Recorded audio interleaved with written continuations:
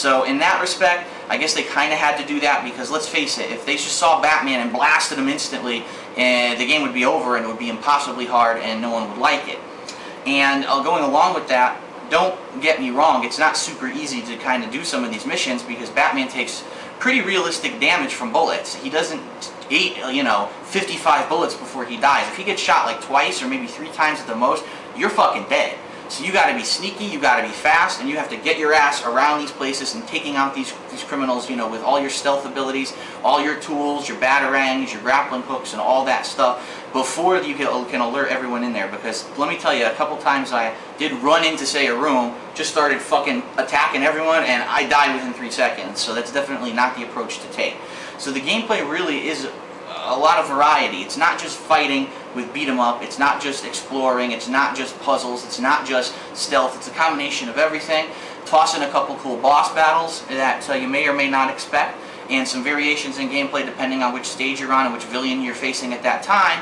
And the game overall has pretty good gameplay. I mean, some of the highlights for me were any of the times when I had to fight the Scarecrow, because those fear-inducing drugs just make you see crazy shit.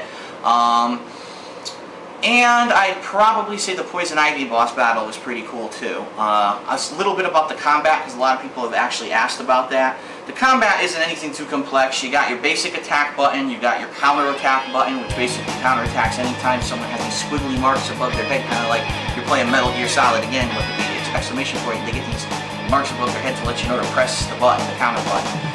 And then there's a couple variations, nothing too big. For example, you might run into a criminal who has knives and therefore you have to use a stun attack, which pretty much is completely useless against anybody else. Or you may have to leap over a guy because he has electric tasers in his hands and you just attack him from behind.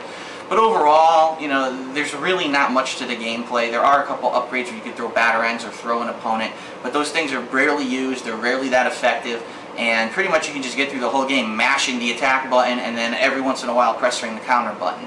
So that's probably what most people complain about when they talk about this game, that the combat is very repetitive, which is true. But hey, if you had no combat in this game, what the hell would you be doing, for part of the time? And let's face it, we all wanted to see Batman kick some fucking Arkham criminal ass in HD. And that's what we got a lot of in this game. Now I realize that my evolved, growing stronger. Your crotch is evolving, look at that thing. Oh my god, that beautiful ass. So the presentation, which basically encompasses overall the way that this game gets presented to you as a package, is pretty damn good in Arkham Asylum.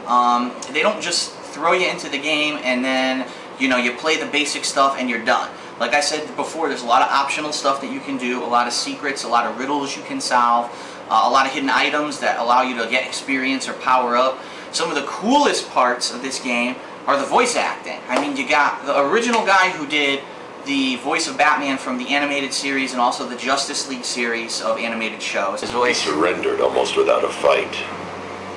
I don't like it. You've got Mark Hamill back as the Joker, which in my opinion is one of the best, if not the best, voice for the Joker ever made. Their meaningless lives brought to a horrifying conclusion. All thanks to you and a book of matches. Was that the answer you wanted? And it's amazing the amount of voice work that he did for this game. I mean, when he's not on screen, he's usually on a loudspeaker, on a TV monitor, talking and cackling at you, and basically just ribbing you the whole time to kind of piss you off, which is pretty realistic and cool because that's probably what the Joker would really do if you were in this situation and you were really Batman. A lot of the added features, for example, you find these audio tapes of interviews with the inmates of the Arkham Asylum when doctors are basically doing their psychological analyses of these criminals, trying to get to the bottom of why they're so batshit crazy. It's pretty cool. Like, there's a lot of things you learn about these guys, like Killer Croc, the Scarecrow, Riddler in particular was pretty interesting. And they didn't have to do that. They didn't have to record these optional interviews of content for the game. Joker. In the room is Warden Sharp and myself, Dr. Young. Is this another one of those boring psychic operations? No, it's not. So, they could have just said, here's the plain vanilla playthrough, go ahead and do it, and that's it. But they actually went the extra mile here, and that's really appreciated when it comes to someone who's going to put down their hard-earned money to play this game. The atmosphere of the game is very dark. Arkham Asylum is a grimy place, and I really liked how there were different environments in the game. So, for example, there's a cell block type place, there's a medical facility, there's a botanical gardens, and each one has its own kind of style and flavor, and it gives you some variety when you're playing the game, which otherwise could have just been everything looks like a gray, dingy cell room, and you're just fighting criminals in it. So, presentation is everything when it comes to a video game these days, and Arkham Asylum hits it right on the head. You have your good gameplay combined with, great graphics, really, really good voice work, and a lot of it, and a lot of extras that pretty much make a really good, complete package. So the blood goes where? Over here? How does the blood just end? Well, you knew I was going to come to it. You got to take the good with the bad, and so now I want to talk about some of the gripes I had with Batman Arkham Asylum. And the one that comes out right away at the beginning of the game is that the combat is too easy, too repetitive, and after doing it a couple times, it gets boring. I mean, anyone could just sit there mashing the attack button, and then you see, oh, I have to counterattack, press the counterattack button, and it pretty much just turns into a mash fest.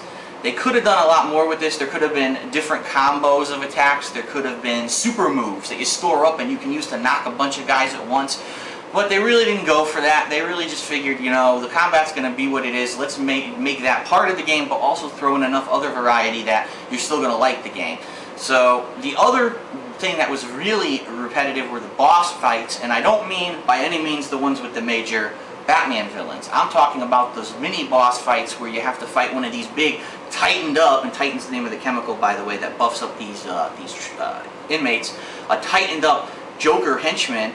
It's all the same gameplay over and over and over. You can't really hit them. You wait for them to run into the wall. They're stunned. You beat them up, and after a while they just die. Later on, it gets a little bit of variety thrown in there because instead of them just dying, they'll just get hunched over and stunned, and you jump on their back and you can actually control them, and they just swat around, swatting everything around. And I think the biggest combo of hits I ever got in this game was 40-something hits, and that was because I was actually riding on one of those guys as he was swatting everything around. But it gets pretty old pretty quick, and at one point you kind of sit back and say, damn, how many of these same kind of mini-boss guys do I have to beat in this game, because it's just the same shit, there's really no variety. The other thing I didn't like was that Killer Croc is a fucking pussy in this game.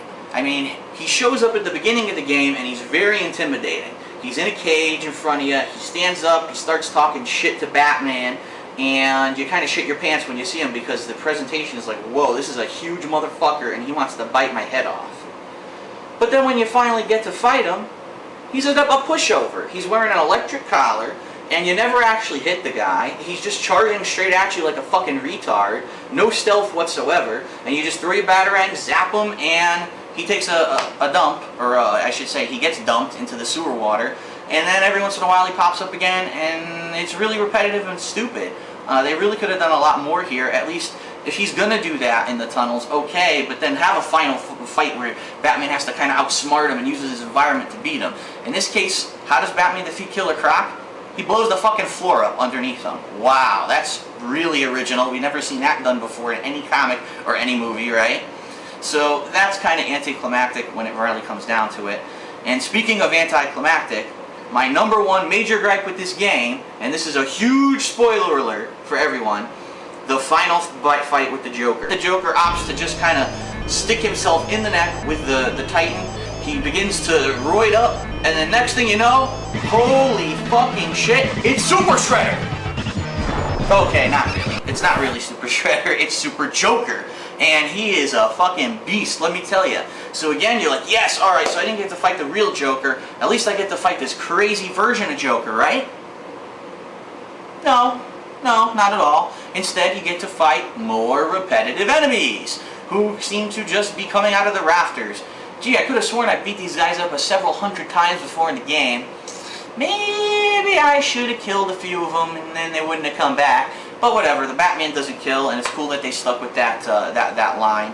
So you end up fighting. Joker finally comes down, you beat him up a little bit, you fight. And after about 10 minutes of that, finally you defeat the Joker. I would say anyone who's a hardcore Batman fan, or anyone, who's a completionist, who likes riddles, who likes to search for all the hidden items in the game, you should buy it. If you are just a casual fan who wants to kind of jump in there and try out a really good video game, I would say rent it or borrow it. And I'm going to give this game overall a rating of 8.5. So this is DSP, this has been The Hateful Truth. I hope you enjoyed it. I'm not always going to be doing game reviews on here. I might throw in a little bit of variety in the future. But for now, Batman Arkham Asylum, good game, go play it.